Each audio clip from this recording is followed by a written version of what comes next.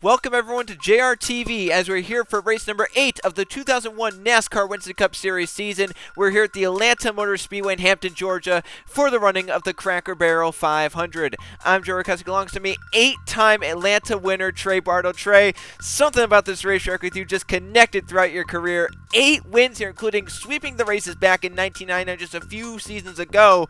What does it take to get around this fast and high-banked mile-and-a-half racetrack? Joe, remember last season I won the championship here? You yeah. gotta be at the right place at the right time. I mean, that's not to rub it in anymore, but I won the championship. But no, I mean that's really what you got to do. It's a really technical track, as you can tell. The banking kind of helps it, and it's really rough going from banking to straightaway. I mean, if you look at that angle coming off of 4, that doesn't feel the best. So you want to make sure you hit those right, and you're just kind of doing your own thing throughout the race and staying out of trouble. Well, I mean, that is great advice from someone who's won 8 times in Atlanta. I'm sure the drivers wish that they could have heard what you just said right there because, as you mentioned, this is a very physical racetrack, very fast speeds. They're going to be running close together all throughout the race like we saw last season. And as we saw last season, the finale, Trey, it could turn troublesome. There were multiple crashes last season in the finale, but no crashes in this race last season. So we'll see if we get the clean race like we did in this race last season, or if we get something like the finale where we had that big crash in turns 3 and 4, which lasted all the way until the front stretch, it seemed like, and it allowed you to win the championship as Keegan was involved in it. In fact, you won it on the last lap pass, so anything is possible at Atlanta when we get down to the final laps, that is for sure. Someone who knows something really good about starting at the front, though, Mathis Wells in the 20, once again on pole. Trey, Joker's racing as a whole, really good days in qualifying. Pole for Mathis Wells, and 5th for our points leader, Chris Jericho. Yeah, I mean, we'll have to see if it is going to turn anything for him this time. I mean, he's still looking for that win, Joe. I mean, he's had, a top 10? Well, no, not a top 10 streak no more, but it's going to come sooner or later. Yeah, he has top 10s in 6 of the first 7 races, Trey, and his worst finish 12th. So far he's done pretty good. We'll see if he can try and get that one thing he's missing so far this season for that victory. Other drivers starting well. Sumit Oskin for Petty Enterprises starts in 2nd. Morgan McClure Motorsports has 2 cars in the field. Nathan Baird failed to qualify, but Jamie Stanworth Jr. starts in 3rd. Diego Lopez starts in 6th. Not bad for that organization as well. And Justin Zidell, Trey, has had a slow start to this season, but 3rd in practice, 4th here in qualifying. Very good day yesterday for him. Yeah, he's been very consistent today. I mean, hopefully that 24 team can finally get the result they're looking for here. I mean, I know he's been frustrated all season long, and we're only, 8 races in? How many races are we in, Joe? 7, 8? 7. This is our 8th race, Trey, and I mean, mentioning that, we could tie a record for the most winners to start a season. 8 different winners if we get a new one here today. I like the sound of that. I don't know about you. I'd like to tie it and then break it after the break. I think that's a plan. It's just the real question is if drivers are up for that. Well, we'll have to see. Zachary Fitzwater Sr. got his first ever Winston Cup Series top 5 at Riverside doing the road course racing. Meanwhile, he'll start 10th, and meanwhile, his teammate Mitchell Collins failed inspection after qualifying in 20th. He'll now start back in the 42nd position, so a tough break for Penske, as once again, Mitchell Collins has to go to the back of the field after inspection. It is a decent day for racing here in Hampton, Georgia, 71 degrees. There are some clouds around the area, but it's mostly clear, sunny skies, and the skies will clear as we get further into the race, and 3 miles an hour of wind in the south direction. There is a 15% chance of rain, but we don't expect it to hit anywhere near the racetrack. The Atlanta Motor Speedway, 1.522 miles in length, so a very interesting length there. The turns are banked at 24 degrees. That is one heck of a racetrack right there. 5 degrees of banking on the straightaways. The track opened in 1960 and held its first ever race here in 1981 in the Winston Cup Series. And the past 5 winners in this first Atlanta race: Derek Bouchard in 1996, Marcus Sachi in 1997, Griffin Lynn in 1998, Trey Bartle did it in 1999, and Conrad Evans did it last season for Richard Childress Racing in the 2000 season. It's a 66-lap race with the field window being 35 to 40 laps, so that's just after the midpoint, and we'll have to see how that plays into it. Once again, just like we saw out in Texas World, you enter pits sooner than off of turn 4 here, so it kind of could congest the field and might, someone pitting earlier might actually get the benefits because of you're not going to get caught in that traffic jam trying to stay out and cars trying to get up to the high side to get away from the drivers pitting. So that could play into it as well. So I think that's all the information out of the way that we have to get to, and we're getting down to the command to fire the engines up for the 8th race of the 2001 NASCAR Winston Cup Series season. Let's go down and get that command. Drivers, start your engines!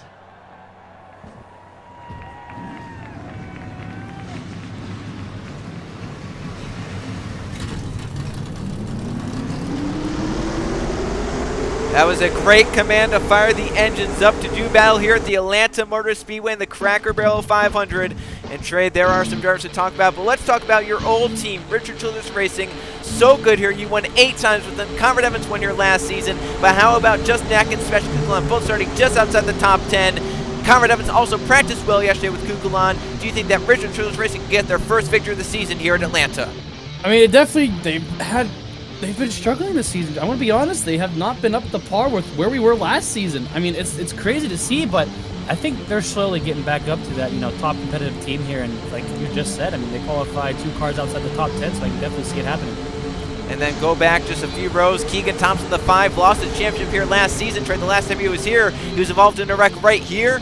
Do you think that that's still weighing in his mind as he paces around this racetrack, come take the green flag? Especially since I won the championship right about here, give or take. I think it's definitely gonna. I think that thing's definitely been on his mind. That happened on the last lap where he won the championship. It was the last lap pass to get the points you needed to get the championship. At the front, Mathis Wells, Smed Oscar are the front row. They have Jamie Stammer Jr., Justin Zeidel, Chris Jericho, the front 5. They're on the gas, and we're going for 66 laps at Atlanta.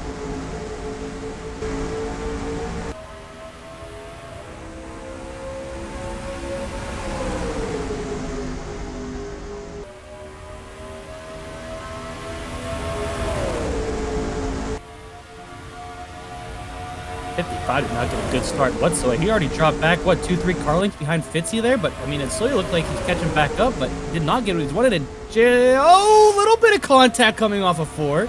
Do you like a bump and run at near 200 miles an hour in a 1.5 mile racetrack? Because I don't know if Stanworth's going to appreciate that from Jericho on lap 1.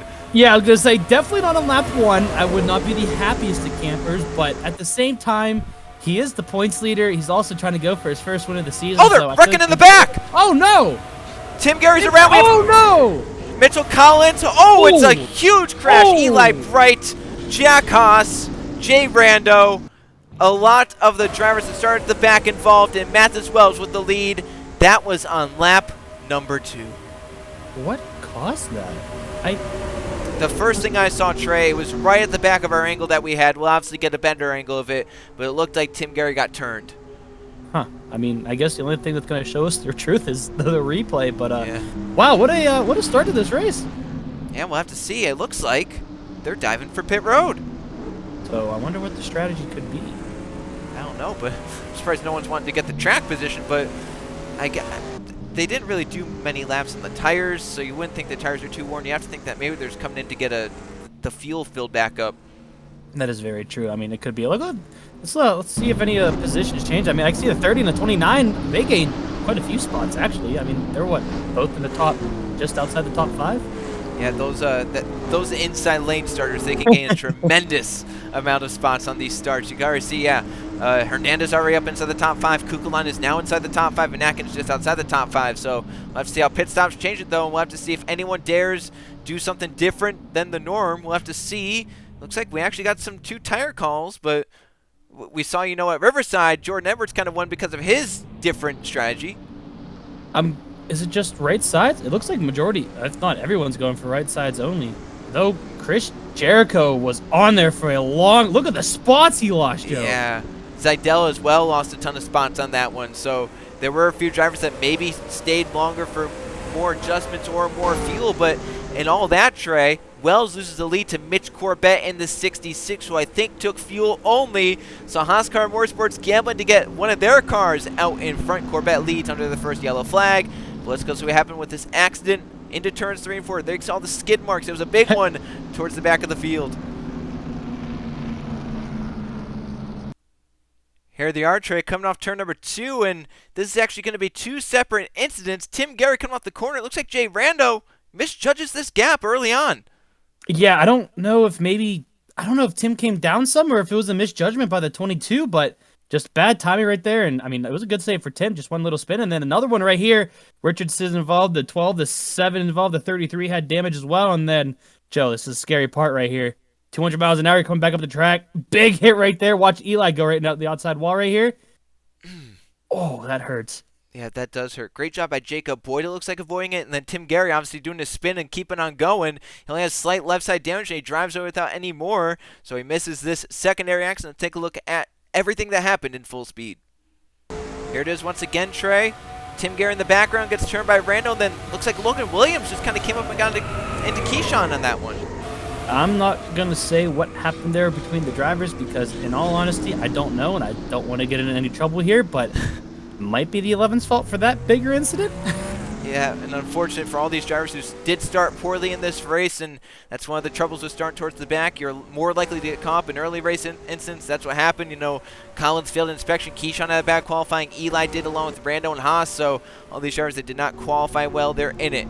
Mathews Wells led them back into pit road, but it's Mitch Corbett's team doing some stretching to get the number 66 out in front for the first restart of the day in the Cracker Barrel 500 at the Atlanta Motor Speedway. Coming back green with 60 laps to go in this race, Mitch Corbett does some strategy to get out in front of the 66. Eli, Brent, Jack Haas both taking their cars to the garage, and they're done for the day. 40 cars left running, but a lot of them with damage like the 99, 22, 33, 7, and 12. We'll see how they go on this restart. Mitch Corbett with the race lead. Mathews Wells in second. The one of Anthony Nez in third. Roger Ray is fourth. Kukulan is fifth. We're back green at Atlanta. Good jump for the 66. Gets away from our pole sitter, Mathews Wells.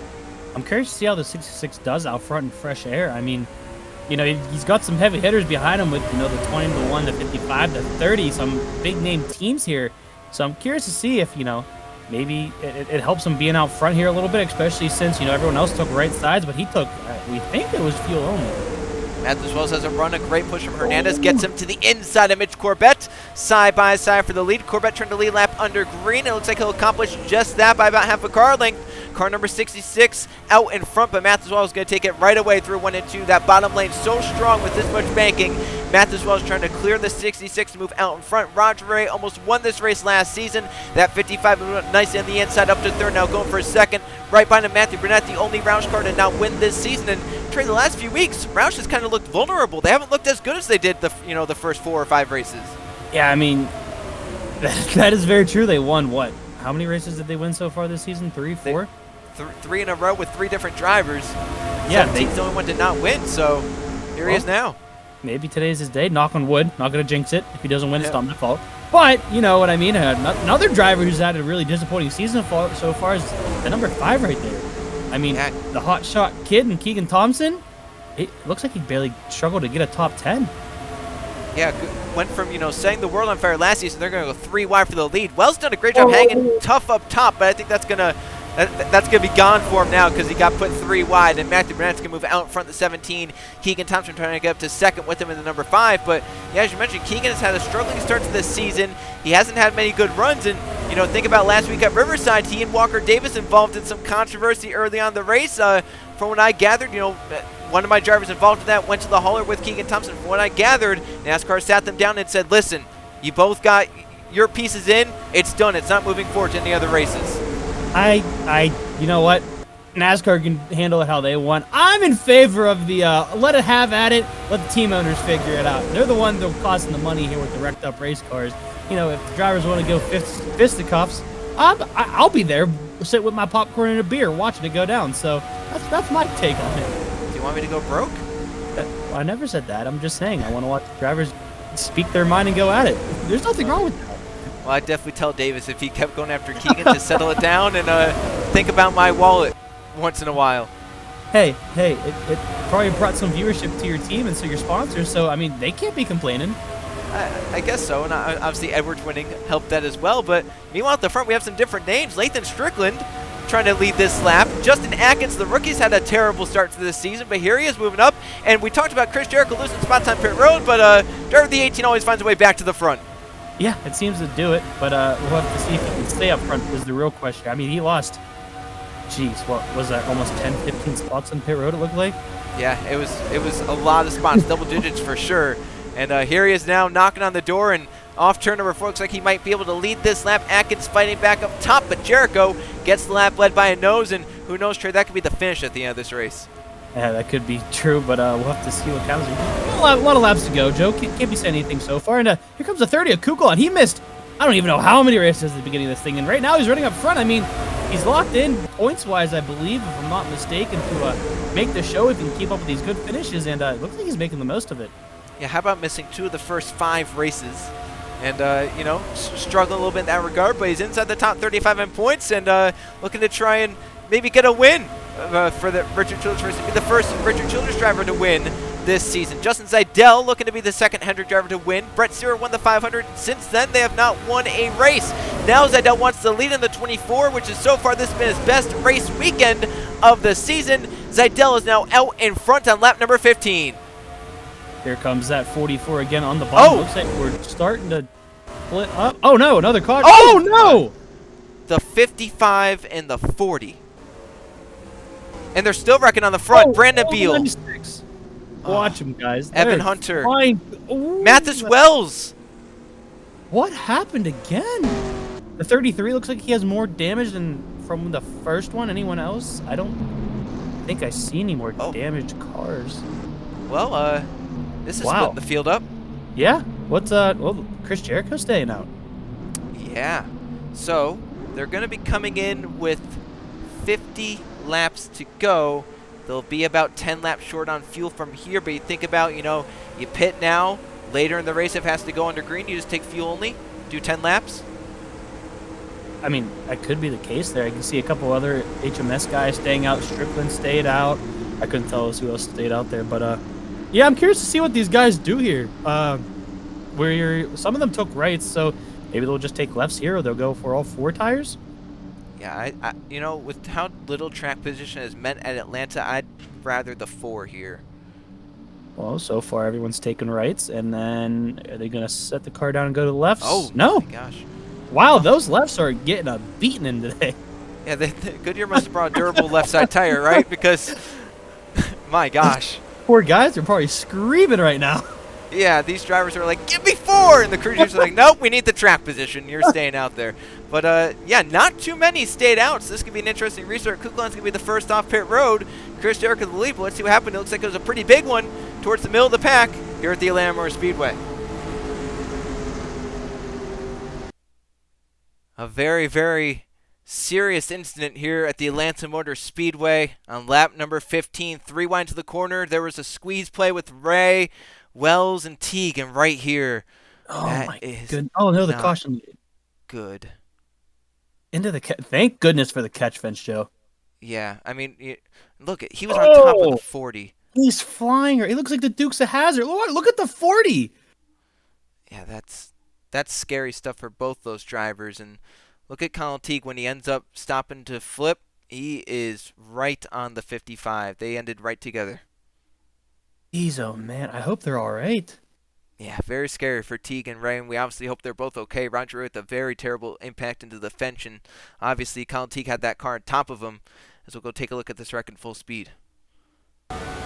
Here it is again, Trey, 3 wide into the corner, and I mean, this track is wide enough for 3 wide, so what was the issue there? I can't, maybe trying to get a good entry into the corner, or I can't tell you, Joe, but whatever it was a terrible decision. I mean, it sent 2 guys just absolutely flying through the air. And now we'll see what happened to Brandon Beal in the front straightaway. It looks like he missed the crash, but something happened afterwards. Oh, no. Well, there was more even that happened. So, Trey, here's what happened with Brandon Beal. There you can see the my goodness. disaster on the top. He misses it, but right here, he's on the apron. He wants to try and come up as quick as possible, but he misjudges, gets into his teammate Clifton, spins himself so as not to spin Clifton. Hunter has nowhere to go along with Ryan Wilson and Logan Williams. That's just bad. And then we just saw this. We didn't even know this happened. Wait for it. So close, and then bam. Yeah, that unfortunate for everyone involved in that. This yellow flag, though, with 50 to go, has brought about some different pit strategy. Justin Zeidel in the majority of the field pits. Meanwhile, drivers like Chris Jericho stay out on the racetrack. They'll inherit the lead in the Cracker Barrel 500 at the Atlanta Motor Speedway. Coming back to the green flag here at the Atlanta Motor Speedway, cleaning up the second yellow flag. 2 more cars to the garage, 55 of Ray, 36 Hunter, excuse me, 3 more cars, and the 40 of Colin Teague. No update yet on the drivers of the 55 and the 40. And obviously, if we do get an update during the race, we will send it forward to you, just hoping for everything to be all right with everyone. Jordan Edwards has fallen 2 laps down. Some issues on the 9 car put them into pit road.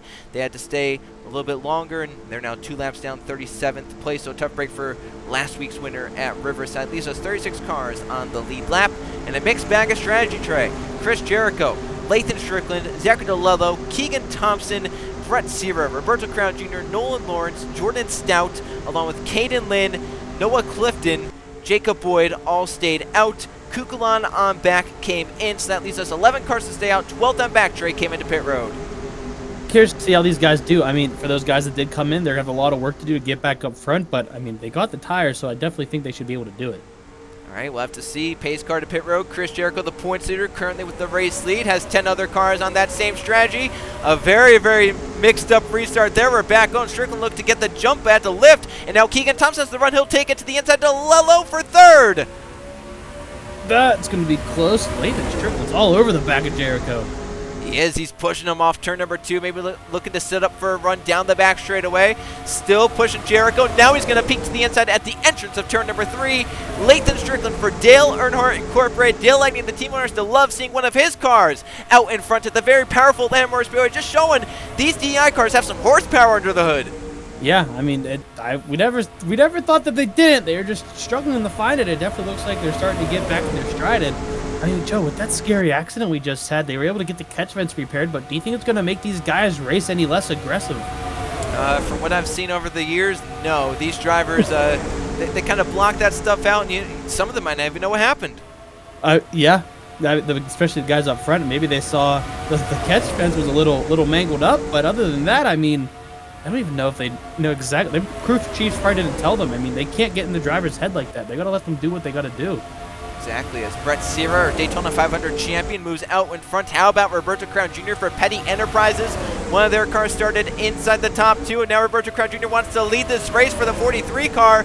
The 43 now out in front at Atlanta at the 1/3 point, Trey. Great to see Petty Enterprises doing well here today. Oh, isn't that great to see cars like that out front? I mean, these lower tier teams, Joe, have been showing that they've got the stuff all season long. Yeah, House Car Motorsports has had some really good runs this season. Mitch Corbett led laps early on. Now Nolan Lawrence is moving up nicely in the 26. Getting a push from points there, Chris Jericho. Maybe Lawrence able to lead a lap here in the 26. Looks like he might get help from the 18 there. He's going to push him all the way out front. Great run for Nolan Lawrence. He moves out front. He'll lead this lap. Now Jericho wants to lead himself. He's looking on the 26 and the 43. That'll be 3 wide to turn 1. The 43 gets roughed up high, and now he's up 3 wide. Caden Lynn coming low with Zach DeLello. That's 3 wide inside the top 3. That's for 3rd position. Caden Lynn to the inside. Zach DeLello and Mitch Corbett with them. 3 wide makes me nervous, Joe. I don't know if I like it, especially up front here. Yeah, especially with what we saw with the last accident. 3 wide we thought wouldn't be the breaking point, but it was for that last accident. Oh, no, right 2 by 3 now. I don't like this. I don't like this. And it's 200 cars right in the middle. Brett Sierra, Keegan Thompson, Chris Jericho loving it, though. He's pulling away, train that at number 18. He's gapped the field by a few car lengths. Yeah, I mean, it's going to help them and all. Oh, good, they settled it back. No, they didn't. Lathan Strickland's in the middle. Oh, no, they're good now. But yeah, he's going to... He's forcing it in. He's going to force it to be wide. Well, he's a very aggressive driver. We've seen it in the past. And, he has a fast race car, so he's going to be even more aggressive with it. Yeah, I mean, you might as well see where it can, be good or not. But, sorry about that. I'm choking on my beer up here. it's just too exciting for you, Trey, right? Like, there's too much happening. You don't know what to focus on. And Medic! We're having to talk too much. Medic! I'm good. All right, sorry. What was I talking about, Joe? Talk about Strickland being aggressive through the middle. Right, yeah. I mean, you got to put the car where it's going to allow you to go. And right now, I mean, he's making up spots in the middle, so it's working for him, except for these guys on the bottom. What, Joe? Look, you see on the bottom? Do you see actually right in front of them? It's the 3 RCR cars lined up on the bottom lane. When was the last time this happened? Well, there's never been 3 RCR cars, so that's never happened. I meant. Yeah, RCR moving to the front altogether. Yeah, yes. It's last season with you and Conrad. That was about it. So we're looking 3 wide for the lead. Oh, that would have been a bad idea. Oh, never mind. It's going to be a bad idea. Yeah, Matthew Burnett's going to force it. I thought Oskin was going to be clear of him for a second, but I think Jericho wisely is going to back out of this. The points there does not want to be involved in it. He could try and get right back down to the inside in front of Atkins. Oh, he's going to get there. No, he's not. Atkins is going to send that in there. He's got a strong car underneath him. And meanwhile, Matthew Burnett for Roush Racing, the only Roush car to not win this season. He moves out in front in the number 17. Mitch Corbett still running along inside the top 5. Conrad Evans trying to move forward. Justin Zeidel, Brett Seaver with him. Anthony Arnett is moving up nicely in the number 1 car. So there are a lot of different faces starting to move their way to the front of the field as we're nearing the midpoint of this very long race, Trey. 2 caution flags so far. Still some crazy racing, but it looks like they're getting a little bit more spread out to where maybe these accidents won't happen as much anymore. That's a very good thing. You know, I was starting to think, Joe, you got to think of guys like, you know, Jericho and Sierra. They stayed out on the last caution. So yep. you got to, those tires are starting to get there. They're starting to wear off a little bit. So maybe that's why we're starting to see them fall back a little bit here, especially Jericho. He's on the inside line now, but just how long is it going to be till Zeidel decides to move to the, oh, they're going to be right here. Yeah, it's going to be right there. Justin Zeidel, Mitch Corbett going for second. That's a Haas Car Motorsports 4 Trey, passing the Richard Childress Racing Chevrolet of Justin Atkins. I mean, that's just showing that 66 has some serious pace here today. Yeah, it's he's definitely putting it through its works right now, but now he's got to get past the Roush car, which we all know they have a strong team. So we'll have to see if the who knows, maybe Hendrick might be able to help him out here. Yeah, maybe Justin Zeidel can push Mitch Corbett, you know. Oh, never mind. Well, I was going to say, you know, push the guy in front of you to help yourself out, but Zeidel just wants to help himself out. Hey, that's all right. All race car drivers are a little greedy every now and then, so, I mean, if you got the momentum, might as well take it. Very true, and Zeidel actually has a nice run going to Matthew Burnett, so just showing the strength of that 24 car. And we saw it in practice and qualifying. That car pretty stout, one of the fastest ones here, and here he is now hunting for the lead on Matthew Burnett off turn number 2, looking out by half a car length. Now he'll take it to the inside. Justin Zeidel for the lead at Atlanta. Outside pulls there, Samet Oskin coming on the inside with them. Brett Seaver and Conrad Evans not too far back. Think about last season in this race. It was Seaver and Evans to battle to the end. Those two 1-2 with Evans out in front at the checkered flag. What to see if he can I guess you can say back to back. In theory, back to back. In theory, back to back for the spring Atlanta race, right? Yeah. That's what I was going for. Chris Jericho still trying to move up nicely. When you think about the drivers that are going to have to pit, they are within, 5 laps or so of pitting. But it could play out for them, Trey, because if they pit, no yellows come. Obviously, the worst case scenario, yellow comes out and then they get trapped a lap down. But if no yellows come out, they'll pit. They could stack the field up a little bit coming down to pit road, which could help them out. Get the field spread out. They won't have the drivers that stay out won't have as much draft, and it could play out for the 18. Some of those others, the 11 cars that stayed out. That is very true, but they're going to be careful on how they pit here, Joe. They can't stack anything up or, be the reason that the yellow comes out. I mean, that could also be, detrimental to your race, especially if you're involved in it. Well, Conrad Evans, he wants the lead. He's going 3 wide on Brett Seaver and Samet Oskin into turn 1. 3 wide for the lead. Evans on a long winless drought is going for it now. Is this the first time he's led all season? It has to be. This is the best he's looked all season for sure. He may have led a lap or two, at Daytona or so, but this is definitely the best he's looked at one of these, downforce tracks. Well, I mean, we said it before the race started. It looks like RCR might be starting to get their mojo back, and definitely looks like they're showing their strengths. I mean, we're missing the 30. Don't know what happened to Kukulon there, but doesn't mean he can't come back up here. It looks like Brett Sears, either he decided to get out of that 3 wide or something else happened there. Uh-oh. Well, this would be a weird chat if we were to do it now, but Brandon Beal is about to get caught by the race Sears. Mitch Corbett sees that. He wants to try and use that 96 as a pick to get the lead himself. We're coming around to 30 to go. You know what? If I was Jericho or someone, I would pit right then so that I didn't have to catch lap traffic. Yeah, it would have been a good idea. Uh-oh. Oh, no. Oh, no. It's going to hold up a lot of drivers on that outside there. And a lot of drivers that really needed good runs. The 31, the 24, 44, 17 all really need something good to happen to them. Zeidel's going to leave Evans, trying to get low. Riley's Bridger trying to get low. 96 is still there, now blocking the middle. Can Evans maybe run the top? It looks like 96 is going to slide up in front of him. Zeidel's going to shoot to the middle, and Evans is the odd man out. Beal's going to make a lot of enemies here today. He is making a lot of enemies. And the biggest one is Evans. I mean, right? No, not yet. Get him out of there. Yes, he's going to. But he's got a lot of ground to make up now, Joe. Yeah, and that's going to hold up the other RCR car. Does Beal have something against RCR? I don't know. Don't ask me. Well, at the front, Mitch Corbett leads. Justin Atkins is now the RCR car in second. He's now going for the lead in the number 29. Jericho's back up to third, so the 18 car on a little bit worse tires still not affecting him. And the winner of the finale last season, Riley Sprotube, has finally found his way inside the top 5 to 4th. Oh, he knows how to get it done, Joe. We all know that. And the real question is that he's going to be able to get it done in this race right here. I mean, he's got a strong car. He's going to dive it below Jericho there. I don't think Jericho knew he was there until last second. And Matthew Burnett going to go with him. Lathan Strickland couldn't get through the corner that well at all. The 15 kind of lays back off of the 18 for now. Brett Sierra still just staying there. Zachary DeLello, Justin Zeidel, and some of the others. A little bit 3 wide back here. Fitzwater up top. Oscar looking to go to the middle. There's where Evans winds up by Luke Brady, behind Yepez and some of those others. Looks like the 30 really got held up there. They finally just got by the 96 of Beal. Oh, well, that took long enough. Oh no! Lathan pitted from the middle of the track. Wow, that could have been deadly. Yeah, talk about starting the pit cycle, right? I mean, he and Lawrence are the only ones. Now, this could be good for them. Coming in earlier, they got out of that kind of mess that was around them. See how the front 4 really pulled away because of that. So it's really good now if you want to pit now. I don't know. Hopefully he doesn't have to pit here anytime soon, because if he does, that's going to be a struggle to get down there. Oh, no! Oh, no! Walker Davis and Brett Sierra are in the wall. What did I just say? I wonder if it was him. Oh! And Fitzwater spun. Fitzwater, no. They're still piling they're it. wrecking still. The 19 has gotten clobbered about 5 different times. I'm sorry, Joe. That's 2 races in a row for you. Oh, now how about these? So the leader should have taken the yellow, which is good for those drivers that are on pit road, because everyone's going to be pitting now. Here they come. Yeah, here they come. Oh, that was close between the 28 and 26. Yeah, I think Corbett was like, I'll just give you that spot because I'm glad to be up here anyway. I don't care if I had it or not originally. I don't want it anymore. Oh, those cars are tore up. Yeah, we'll have to see. That 19 is missing a lot. The 99 and the 22 has no hood. The 21 obviously was the first one to hit. But here they come into pit road now. These drivers definitely going to stay on the lead lap. Jericho going to lead them off. The 26 though, and the 15.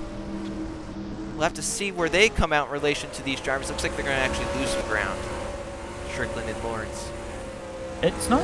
I don't feel like it's too much though. Yeah, we'll have to see though in regards to where these drivers come off pit road, right? That's going to be the big test. Well, let's see. They're starting to come off. Sierra's in. He was involved in the wreck though. Fitzwater's now pulling in. Mathis Wells the first one off. Oh, looks like the 29 is slow stop, and it looks like it's going to be Matthew Burnett in the 17, and he is going to be the leader. You can see these drivers right here. They have to slow down to caution pace, and we'll have to see where NASCAR decides that they're going to blend into the field. Yeah, this looks like a fun one. Yeah, so it looks like some of these drivers, like, Evans gained a lot of spots back, Trey. Luke Rainey's up here now with his teammates, so worked out good for a lot of these drivers that had to come in later. That's gonna... Doesn't seem like they lost too many spots, those guys. Maybe sitting just inside the top 10. Yeah, it looks like it. So Matthew Burnett with the lead for Roush Racing. Let's go see what happened, though. The third yellow is out during pit cycles. Heading down the back straightaway, 3 wide. Chris Jericho in front is going to be the one to pit train. I think the 19 knows that. Some others don't, and they're going to try and give room, and they just come together. Joe, this was oh so close to being a reenactment. Watch Brett Sierra here.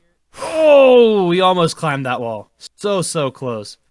Unfortunately for Walker Davis, it would have been kind of a simple spin, maybe some slight damage and a little bit slower, but he's now going to be out of this race as he's going to come down off of the wall. This steep banking, 24 degrees of banking right here. It's coming down off the wall, and it's going to be Jacob Boyd to first hit him, but it's not over as he starts to get back going. Yeah, I mean, look at the debris here. These guys are trying to figure out which way to go to avoid all that, and then right here, 1, and then 2, and then 3. The 45 goes up in 12. That's 4. Beta both hit the wall. 5, 6. I mean, it looked like a pinball out there. Yeah. Fortunately for Walker Davis, that's my car, and that's the second week it's been all torn up. And that's the second week it's been with a Hendrick car too. Yeah. This one was with 2. I mean, the 24 and the other 200 cars. Yeah. So I might have to talk about that, but yeah, might be another hauler trip, huh? Yeah, probably not. But let's go take a look at this in real time. Here's another look, Trey, that 3 wide. Just see it, just like that accident with Ray and Teague, just kind of a squeeze play in turn 3. Yeah, I still don't know what's causing that, though. I mean, what are these drivers thinking, or whether they're being told that makes them just have to squeeze each other here, but some hard hits there, Joe. Yeah, some very hard hits, but that wasn't the only thing that happened. The other Penske car got spun around. We'll have to see what happens to Zach Fitzwater Sr. going through 3 and 4. So Trey, great avoidance by Fitzwater, but Joe, there's some angers going on right there. I have no clue, Trey. I mean, I won't be biased. Edwards was 2 laps down and should not have been that fast through a crash. Yeah, Fitzwater might have some words to say after that. We know he's very vocal, so you excited to hear that? Not at all, but you know what? We'll take it, and you know, I'll reach out to Fitzwater. All right. I'll try and patch it up, but have fun with that. yeah. Under these pit stops, Matthew Burnett, the 17, claims the lead for Roush Racing. It's a ton of blue ovals at the front here at Atlanta.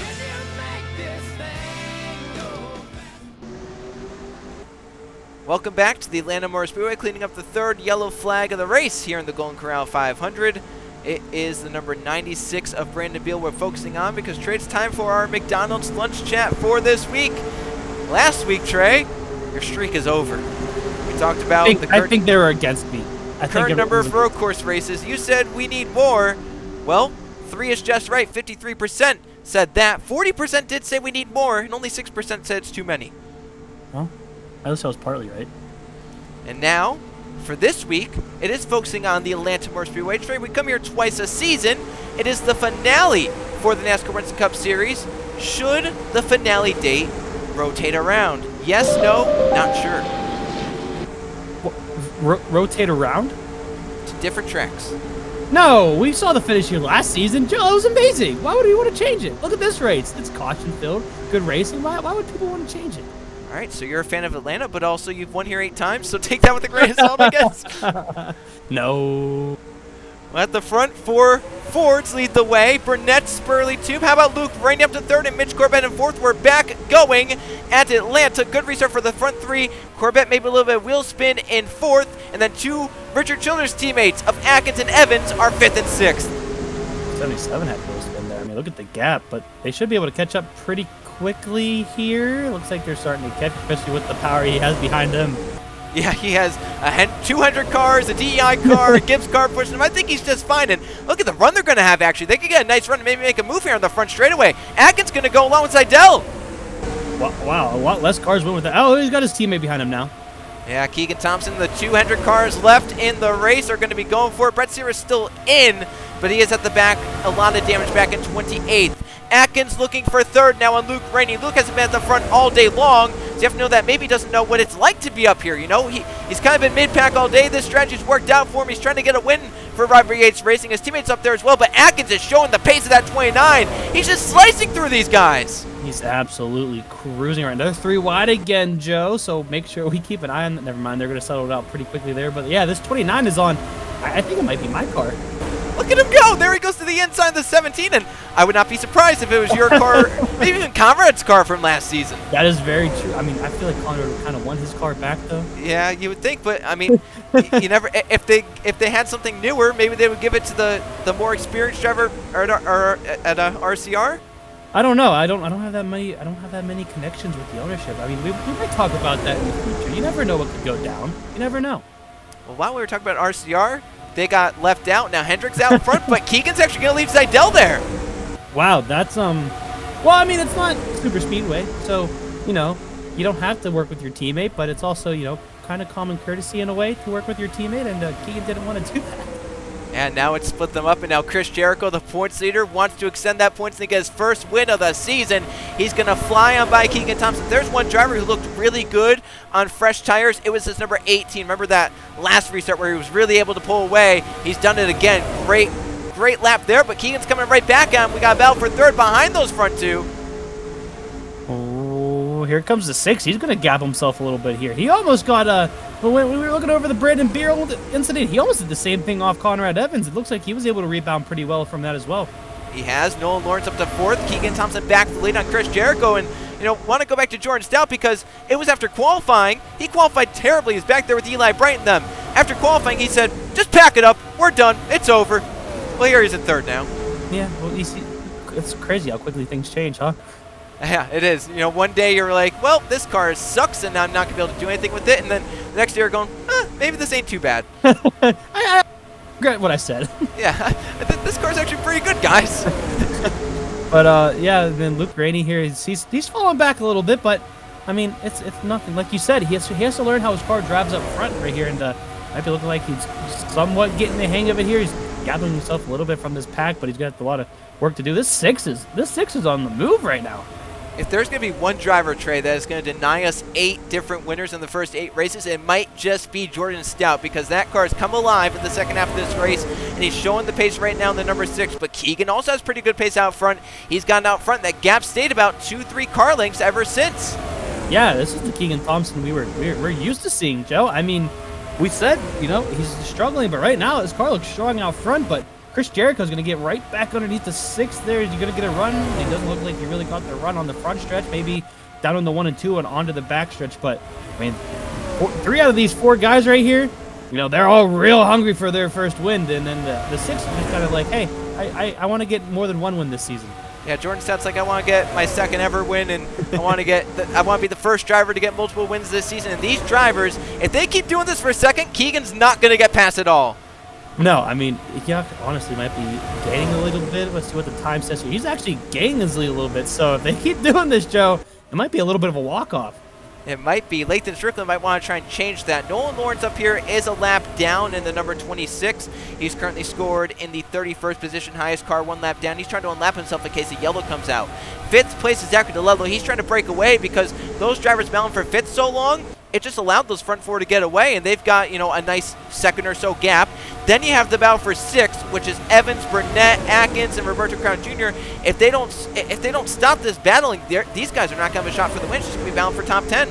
Or they actually might be in the state of mind right now where, you know, those front guys are too far ahead. We might as well just battle for what we can get at the moment. I mean, that's a pretty big gap, Joe, especially with these guys. They're all single file right now, so it's only going to get longer. So for that battle for 5th, I mean, to them, it just might be all it is.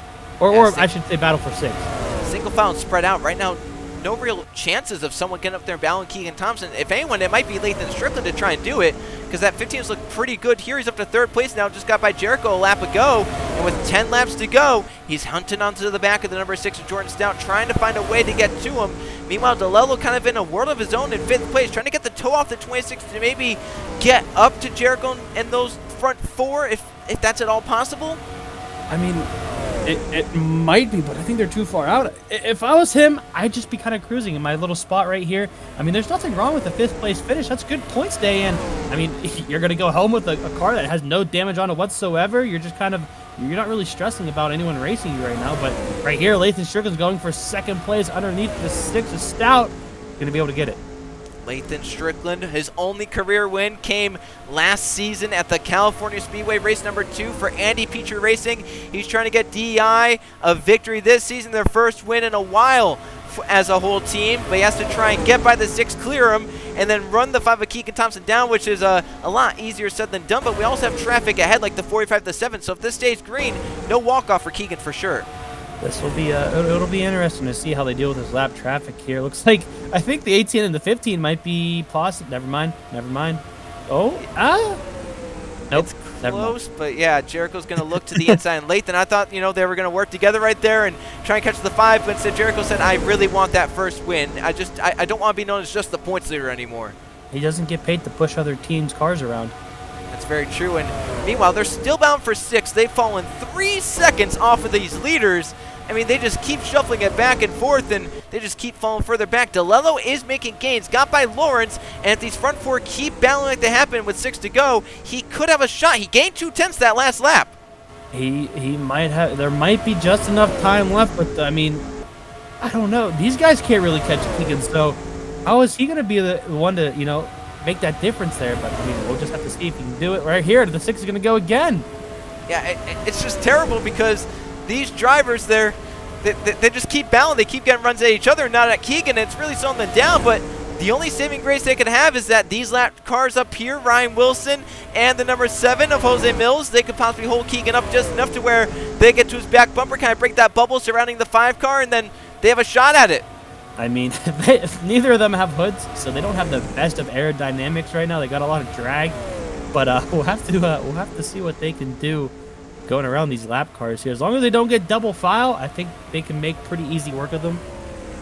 Yeah, I think they can. 4 to go, but depends where they catch them. Keegan Thompson through 1 and 2, climbs the banking a little bit wider than Jordan Stout. He's getting a little toe off Ryan Wilson as well. He's going to take it to the inside. He has to really get by Jose Mills as well, but look at the run for Stout. Is he going to dive it into the inside? Oh, Lathan's spinning. Oh, no. That's heartbreaking. That is terrible for Lathan Strickland. Had such a good run going. Was inside the top 10 all day and was looking for his 3rd straight really good run. But now with 3 to go, it's Keegan Thompson versus Jordan Stout versus Chris Jericho, and Brandon Beal comes into play. What's he going to use it as a pick? He's trying. Look, he got to the quarter panel, but Beal, he's kind of holding the middle right now. Oh, no. Beal again. Beal again. Here comes Jericho, though. Here comes the 97. Yeah, Zachary DeLello's back in it. So now, Trey, 2 of the front 4 have won races this season, the 6 and the 97. No. Keegan Thompson all the way back to 4th and losing ground. 2 laps to go. Does he have a final lap charge, just like you had last season in the finale? Meanwhile, Jordan Stout's trying to get gone in the number 6. Jericho not really closing up to him right now in the 18. I don't know. I mean, that 6 was strong by himself, and now he's out front, Joe. And he has his teammate DeLello to try and maybe fool around with Jericho here. We'll have to see. Or does he push Jericho to have a shot for himself? Yeah, I think he's pushing him. I mean, white flag, last lap. Now he's going to take it to the inside. Jericho blocks him off for now. It's 3-4 cars with a shot at it. Stout, Jericho, and DeLello off turn 2. What's going to go? There he goes to the inside. He's peeking. He's there. Chris Jericho looking low. Jordan's down the outside. DeLello goes with Stout, trying to give him the draft. Thompson goes low with Chris Jericho. Here they battle off turn number 4. The points leader on the inside. Stout on the outside. Chris Jericho wins in a last lap pass in Atlanta. Holy cow. He might have to owe Keegan a drink after this one. I think Keegan gave him a little bit of a push to edge him out. Yeah, do you think that Keegan just moving down that slight bit behind Jericho gave him just enough momentum to get out there? It definitely could have. I mean, I would have thought the 6 had to run off the top side there, but that was some contact between teammates. I think Stout was maybe not happy with DeLello on that one. I mean, he kind of did push the 18 past him there going on the backstretch, so some inner Roush battling here. That might be something we want to look into after this race, Joe. Yeah, that's Lathan's still on pit road, so whatever the issue was on the 15, that was terminal, it looks like. Yeah, I was gonna say, must have been an engine maybe started overheating or something. But I mean, Joe, the talk of it right now is Chris Jericho in a photo finish getting his first win of the season. Yeah, and you know what? He was the points leader entering. That points lead has grown. Well, that's gonna make him one happy guy. Yep, Chris Jericho's got to be thrilled right now in that car. He wins by 3/100ths of a second over Jordan Stout, who looked for his second win of the season, but ends up just short in second. Keegan Thompson ends up in third, and what could have been if not for some lap traffic. Keegan looks like he had the best car at the end and just fell a few spots short. 4th place for Zachary DeLello. Really good drive through the field for the number 97 to even have a shot at the end there. And how about a top 5 for Team Sabco and Caden Lynn. 6th place for Petty Enterprises and Roberto Crown Jr. DEI gets Anthony Hernandez, their only car left on the lead lap, in 7th place. And RCR 2 cars inside the top 10 with Evans in 8th, Atkins in 10th. And then the 32 of Noah Clifton for PPI ends up in 9th. I like that top 10. A little mixture of everything. Yeah, and you know, with Jericho winning here today, Trey, 8 races, 8 different winners. Ties 1991 for the most ever in the Winston Cup Series. I heard it's, I'm feeling a little bit of a record breaking coming here. We could in just a few weeks. You know, we have an off week for Easter, but you know what? We might have a shot towards as we get towards Martinsville. You look down here, Sebastian Kukul on 11, so all 3 RCR cars finished inside the top 11 here today, Trey. Maybe they found something here for the Atlanta Motor Speedway. Justin Zeidel, a little bit of a disappointing day, 12th place for him, but definitely something he needs, just a solid, consistent day, and definitely would have wanted a lot more out of it, but cars just didn't follow his way. Same with Matthew Burnett in 13th, Luke Rennie 14th, and his teammate Riley Sprague to been 15th. Mitch Corbett would definitely take that run in 16th. Brett Seaver got damaged, but still got 17th out of it. Kennington, Fitzwater, and Tim Gary, the top 20. Think about Fitzwater and Gary, both spun around, but top 20s for them. Jamie Stammer Jr. and Jacob Pez started well, along with Smet Hoskin, but they finished outside the top 20. Williams had damage along with the 33, the 20, and the 12, but they all stayed on the lead lap inside the top 27. Lawrence Mills and Wilson all lapped down. Brandon Beal 2 down along with Jordan Edwards, and Lathan Strickland, obviously a terminal issue on the 15. That car still sitting on payroll. They're still trying to diagnose what went wrong on that. And then a lot of cars out, including Davis, Boyd, Richardson, Rando, Hunter, along with Ray, Teague, Haas, and Bright. And we still hope that Roger Ray and Colin Teague are okay after their crazy crash earlier in this race. But Trey, what a race here at Atlanta. Never disappoints. Joe, this, I don't know why, again, back to the McDonald's thing, I don't know why people would want to change it. This place is great. It is a great racetrack, and we'll have to see if it stays as the finale. You know, we said the same about North Wilkesboro. How could it change as the finale? But it got changed as the finale for Atlanta, so possibly there is something better out there? No, that's false. Okay. I'm just trying to see both sides, but no, you're set in your way, and that's good, you know? It's not biased, I promise. I'm glad you like this racetrack. Again, how can't you? I like it. Good, you better. If not, we might have a problem up in the booth. Well, Trey, the unfortunate part is that I won't get to see you next week because we're off for Easter. Oh, good. Thought you would say something like that, Trey. But you know what? In 2 weeks, you're stuck with me, and it's our first true short track of the season. We go racing at Martinsville for the Old Dominion 500. Hey, maybe we'll see some more development between that Roush rivalry going on there, huh? Yeah, there've been a lot of little things as of late where you could say Martinsville could be the place to pay it back. So yes. We'll have to see if anything comes at Martinsville. Down from 2 races last season to 1 race this season, so everyone that races there is going to try and make it, worthwhile for the fans that show up to Martinsville. And we'll see how race number 9 goes. Can we possibly break that record of 9 drivers, 9 different winners maybe to start out this season? We'll find out. Tune in 2 weeks from now for the Old Dominion 500 at Martinsville. Congratulations to Chris Jericho. For Trey Bardo, I'm Joe Ricussi. So long from the Atlanta Motor Speedway.